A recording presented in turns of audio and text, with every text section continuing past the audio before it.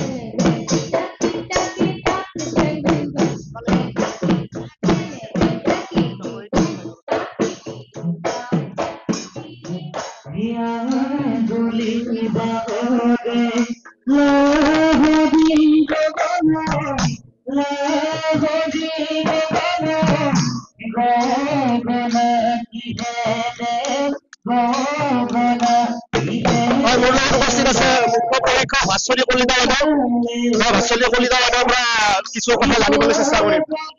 কেনেকুৱা অনুভৱ আপোনাৰ? বহুত ধুনীয়া অনুভৱ, বহুত ভাল লাগিছে। আচলতে আজি পঞ্চমটো দিন কৰ্মশালাখনৰ।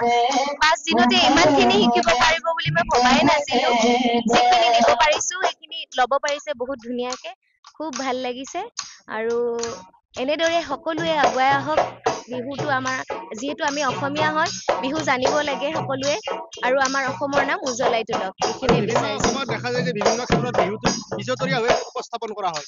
তাক শুদ্ধভাৱে উপস্থাপন কৰাত এই কৰ্মশালাবিলাকে কেনেকুৱা ধৰণৰ অৰিহণা যোগাব বুলি ভাবে? কিছুমানেতো আমাৰ অসমৰ বুলি হ'লেতো আমাৰ কিছুমানে বিহুৱে নাজানে, বিহু নাচিলে বেয়া বুলি ভাবে।